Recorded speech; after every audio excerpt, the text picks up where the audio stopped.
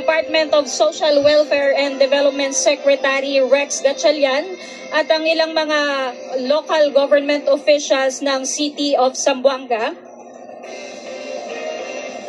upang saksihan ang formal na pamamahagi ng 10 units ng bangka na may kasamang fishing accessories para sa mga miyembro ng Maasin Fisherfolk Association. Ang mga bangkang ito ay malaking tulong upang mapatatag ang kabuhayan ng ating mga mangingisda, isang konkretong hakbang ng pamahalaan para palakasin ang kanilang hanap buhay at suportahan ang pagpapaunlad ng lokal na pamayanan. Kanina nga po ay nakapanayam natin ng ilang mga mangingisda na makatatanggap nitong mga units ng bangka. Sinabi nila na mas mapapadali ang kanilang pangingisda dahil yung mga lumaraw pong bangka ay talagang hindi na ganong mabilis ang pag-andar. Kaya naman dito sa mga bagong units ng bangka na ipamimigay sa ating mga Maasin Fisherfolk Association ay napakalaking tulong dahil mas komportable na raw sila at nararamdaman nila na sila ay ligtas sa pangingisda. At ito po ay malaking tulong, hindi lamang sa kanila kundi sa kanilang mga pamilya. Kanina lamang po ay nakapanayam natin ang ilang mga miyembro ng asosasyon. Talaga nga pong labis ang kasiyahan nila kasama ang kanilang mga pamilya nang sila'y makatanggap nitong bangka mula sa DSWD.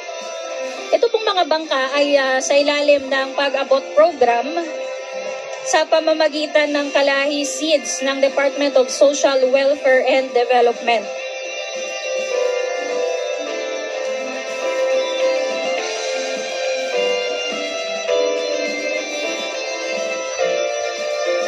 Ang Kalahi Seeds po ay Kahirapan Comprehensive Integrated Delivery of Social Services mula sa Department of Social Welfare and Development. Ayan po, kasalukuyan po natin nakikita ang personal na pagkakaloob ng Pangulo kasama ang mga opisyal ng pamahalaan sa pag-turnover ng units ng mga bangka.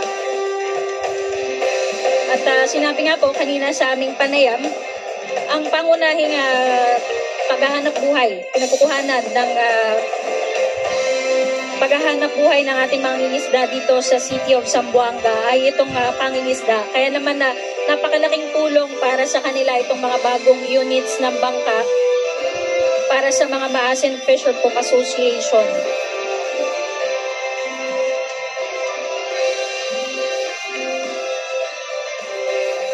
Kanina rin nakita natin at nakapanayam yung ilang mga miyembro ng asosasyon kasama ang kanilang pamilya natatanggap nitong 10 unit ng bangka. Kasama rin dito of course yung fishing accessories. Kaya naman mas mapapadali na yung pangingisda ng ating mga mangingisda dito sa syudad ng Zamboanga at napakalaking tulong dahil layunin nitong mapatatag ang kabuhayan ng ating mga mangingisda.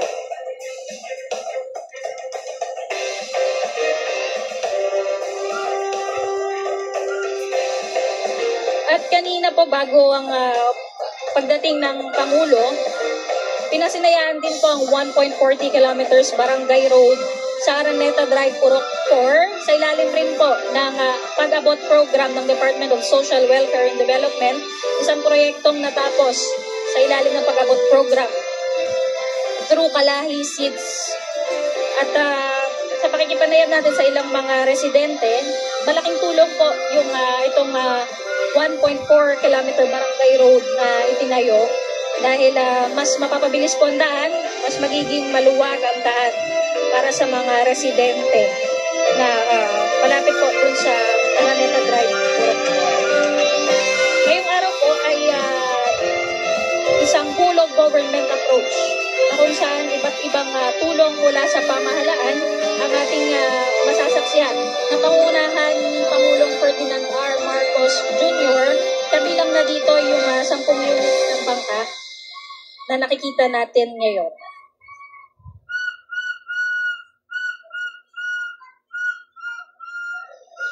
Dahil ang mandato nga ng bagong Pilipinas ay pagkakapantay-pantay, pag-unlad at ang inklusibo. Sinisiguro po o tinitiyak ng pamahalaan na ang bawat Pilipino, lalo na ang ating mga kapatid na indigenous people ay may pantay na akses sa kabuhayan, tulong at serbisyong panlipunan. Mamaya rin po, masasaksihan natin ang ilang mga government services na nandito sa Barangay Sinunok, City of Zamboanga.